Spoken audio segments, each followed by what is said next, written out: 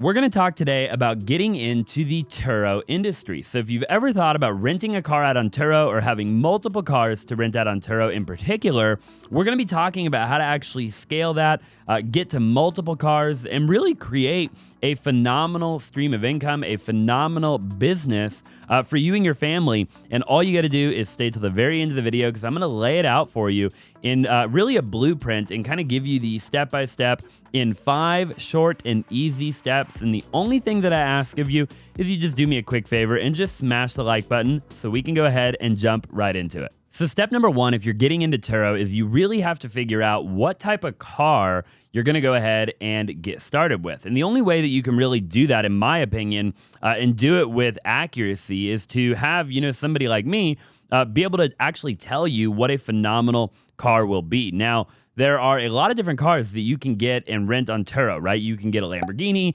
you could buy a Ferrari, you could buy really just about any car, and you could probably rent it on Turo and make money. But what we're talking about here is, what is the best ROI when we're looking at buying a car and putting it on Turo and actually making a profit? Because that really should be what you care about at the end of the day if you're actually trying to scale a Turo operation. So I actually interviewed the second largest Turo operator in the nation, and we went really deep into the topic. And I'm going to tell you right now, his most favorite car is the Fiat. Okay. Now let me tell you why, because I think the why is equally as important as the what, right? The Fiat, he basically said the cheapest Fiat that he's ever bought was $1,700. Okay. So for $1,700, he bought a Fiat. He did an oil change, he did a car wash, and he put it out on the road. And he says that $20 to $30 a day is what you can expect to rent a Fiat for. Now, essentially, to kind of summarize everything up for you, the cheaper price of the car, okay, the more it'll go out on the road. So here's a clip walking you through exactly why you should get a Fiat if you're looking to get into Turo. If somebody was watching and they were like, man, I really like this Turo idea, right? Yeah. What would be a car that you would confidently be able to say, hey, start with this car? Yeah. Cheaper, import, economy cars that are preferably under warranty. You like the Fiat, right? And I love the Fiat. We did B-roll of the Fiat, right? And you have 50 of them, give or take, right? 50? Yeah.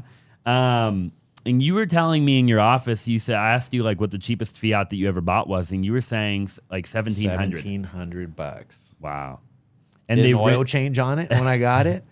Did a nice detail on it. Yeah. And it has been out on the streets ever since. Do you still have that particular Fiat? I still got that particular Fiat. I haven't sold a Fiat.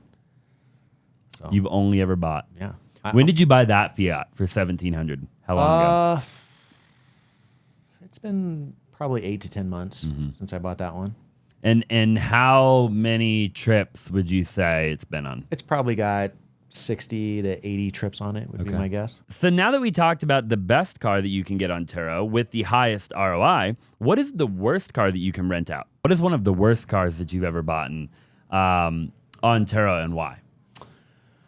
So I told you a little bit about my M6 that I got in Gilbert, by the way, and I got it off of Craigslist. Here's a car that's $150,000 brand new, and 10 years later it's $25,000. So I'm thinking, yeah, great. So people are going to love this. It's going to fly off the shelf, which it did. But there's also parts that flew off the shelf when I bought it. So a lot of problems, very expensive to maintain. There's some cars you're going to get where you think, oh, this is going to crush, and it doesn't. I bought a brand new Lotus, and it broke a windshield. They're $4,000. There's nobody here that services Lotuses. So, what good is a warranty on a brand new car if there's no dealer here to service it, right? So I've made a lot of really dumb things. Some things you just don't know until you go into it. Other things, had you just stopped and thought about it, I probably could have figured out. But growing pains, for sure. There's a lot of them. Okay, step number 2 that you have to figure out right away if you're thinking about starting a Turo business, and I'll put it like this. Here are the 2 main mistakes that people make when getting into the Turo business.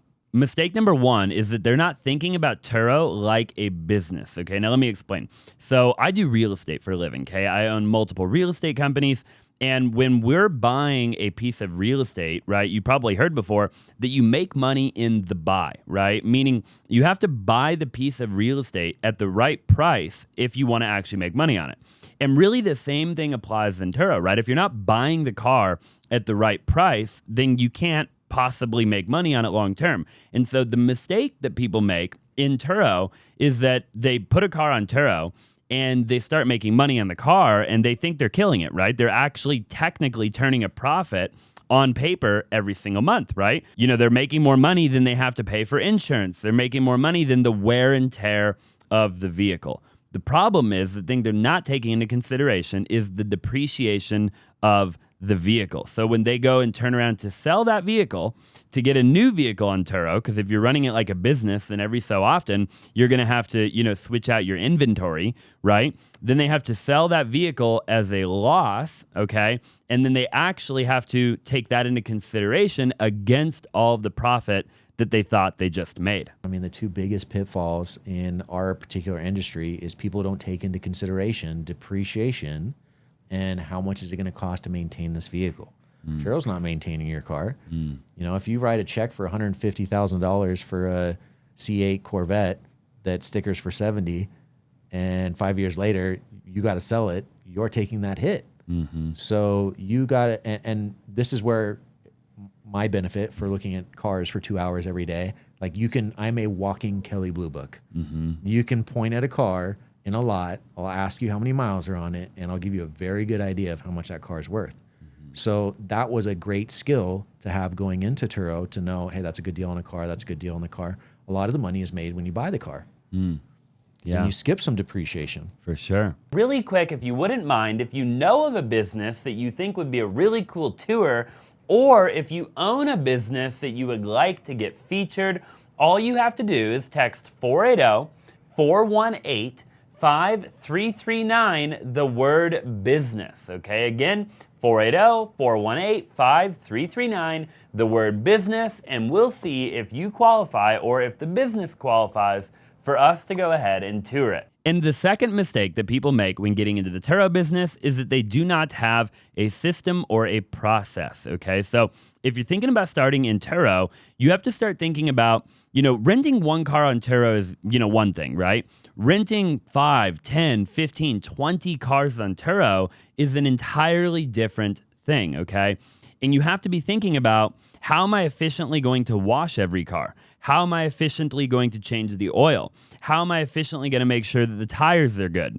How am I going to do a drop-off at the airport? How am I going to get a car returned to me? You know, how am I going to do key returns? You have to be thinking and building out your process, okay? Because, again, renting one car on Turo will be very different than actually making 10, 20, 30 grand a month with Turo, which, by the way, is super doable. And in, you know, step 3, 4, and 5, we're going to talk about how you can get to 10, 20, 30 grand a month. Turo doesn't say, here's a franchise. You know, this is the playbook for how you do everything. You have to come up with your own, how do I do this? How am I going to communicate with my customers? You know, how am I going to clean my car? How am I going to deliver my car? How am I, like, all these things you have to figure out.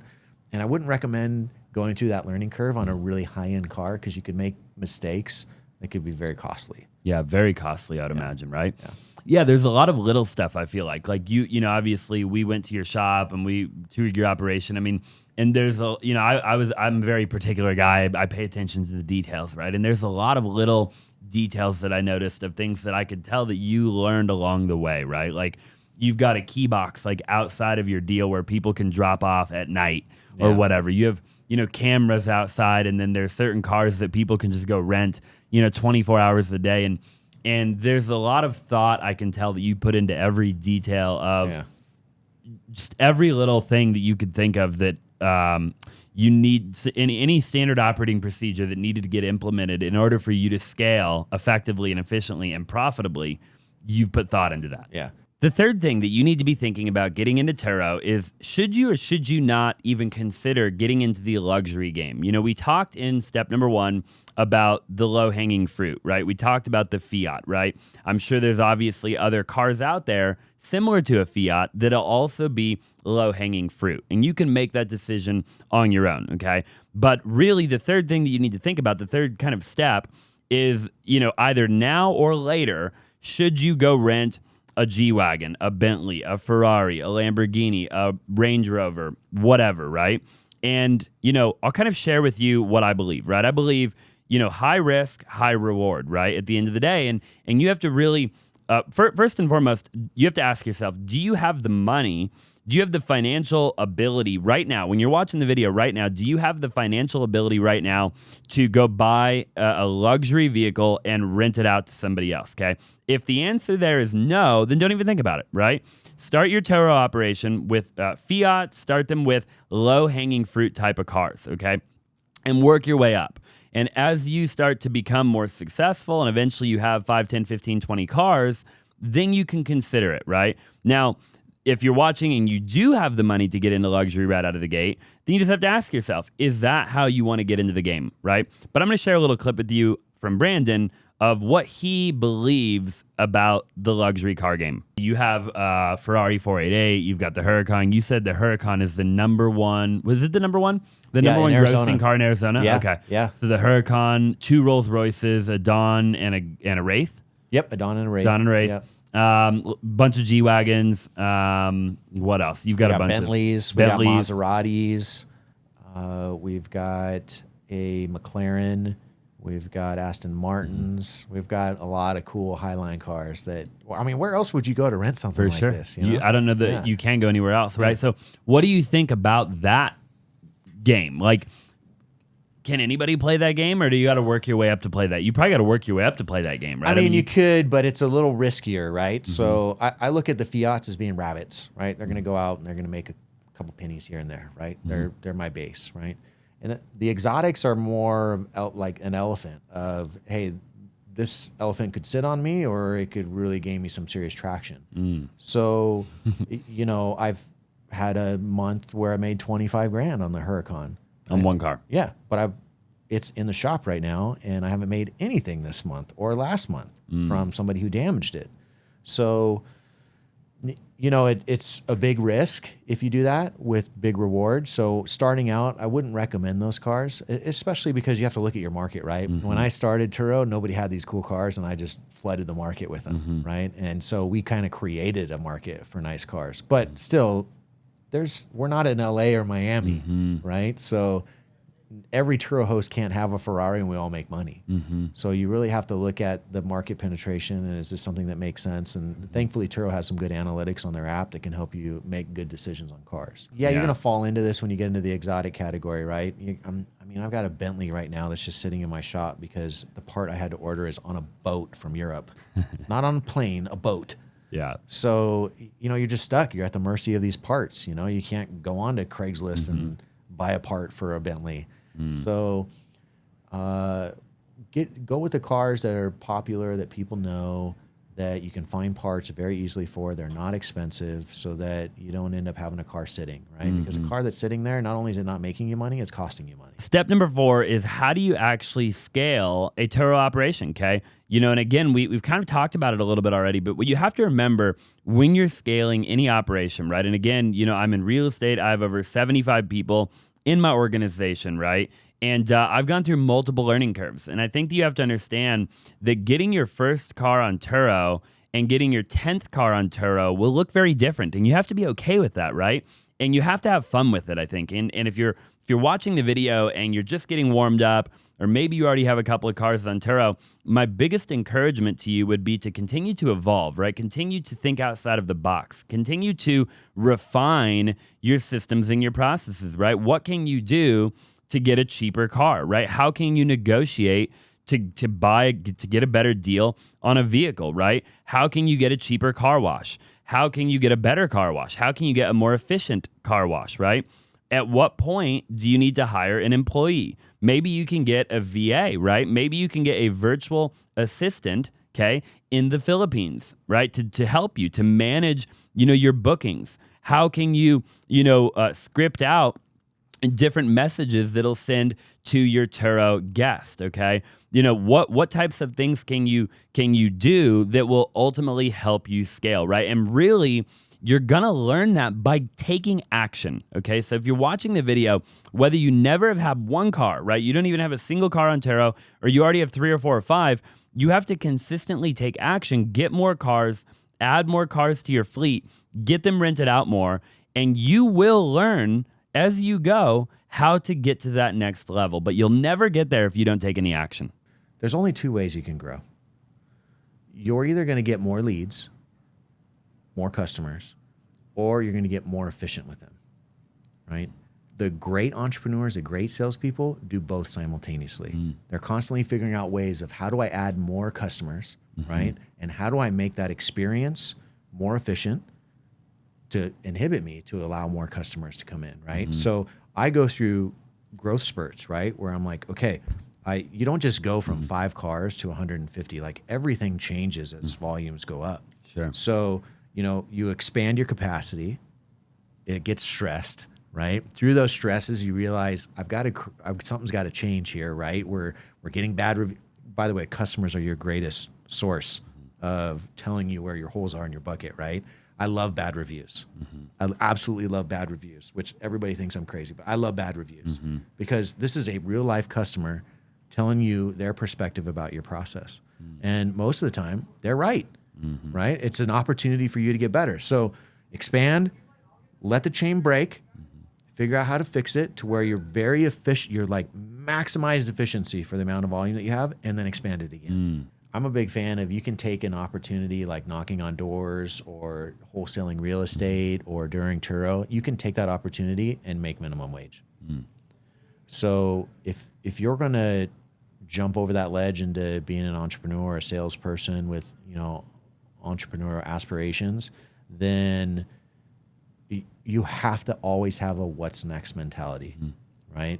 Don't get complacent with where you're at because then you'll stop moving forward. And so, you asked me before, how did you get through the hard times that I had with my other company? It was just like, I love what Andy said on the podcast where he goes, I'm not afraid of losing all my money. I'm afraid of not making progress. That was so good. And because I vibe with that so much, right? Like you have to figure out a way to grow because somebody's chasing you, right? They're chasing your market share, right? They're chasing your customers and they're ultimately chasing your dollars. So if you can't keep growing, you're going to slowly wither away. So don't get stuck in just, I'm going to rent out these 2 cars and then just, get into the monotonous day-to-day things without thinking about, okay, what's the plan here? How does this 2 cars go to 4? How does the 4 cars go to 8? How does the 8 go to 150? The fifth thing that you need to do, and what every Turo operator should do, okay, if you want to be successful in the Turo business, and it kind of goes back to what we talked about a little while ago, you need an individualized P&L for every car. Now, what is a P&L? A P&L is a profit and loss statement, okay? And I get them every single month in my real estate companies. I have an accountant that'll send me a P&L for every single company that I own. And if you're doing Turo, you have to think about each and every single car that you have rented out as an individual P&L, as an individual business almost. That car needs its own P&L, right? What did you buy the car for? How much is it depreciating? How many miles are on it, right? And you're going to have to put every expense as a line item on that P&L, right? Wear and tear on the vehicle. How much did it make? How much did you have to pay Turo? How much was insurance? The whole thing has to be on a P&L so you know exactly what you're making, right? If you don't know your profit on a car after everything, then how can you scale, right? You're not going to be able to scale if you do not know your numbers. You have a P&L, for every car. You've talked about that. Every car has its own separate P&L. So at the end of every month, I can look at every single car and go, that car made money, that car lost money. Everything gets itemized to that particular car. I'm very analytical with numbers because if you're not watching your numbers, your business will start to go downhill quickly. So, you got to know your numbers. That's another good, important, whether it's a Turo business or in your business, like if you don't have your numbers right and you don't know where they're at, then and it's going to catch you in the end. For sure. There you have it. Those are the 5 simple steps that you need to know to get into Turo 2023, 2024, and beyond. I would love to make more Turo content, so let me know down below. I actually just recently partnered up with Brandon, and I am co-hosting a car with him right now. I fully intend on doing that more. So if it goes well, I definitely will be interested in doing more co-hosting with him. He is a phenomenal resource. If you want to reach out to him, he's a phenomenal guy, okay? Highly recommend you get into Turo. I think it is a phenomenal business, really going into 2024, and I think it is just a matter of time before Turo will completely wipe out all of the other car rental companies out there, and I think we're already kind of seeing that happen, okay? Let me know what you think down below. If you think that eventually, the big car rental companies that have been around forever are going to get wiped off the map, but I believe that they definitely will, so drop in the comments down below. Also, if you haven't already, I would greatly appreciate it if you would go check out some of my other content on my channel. We have done some amazing content with other phenomenal business owners. They're great content, so definitely go check that out. Also, subscribe if you haven't already, like the video, and we'll see you in the next one.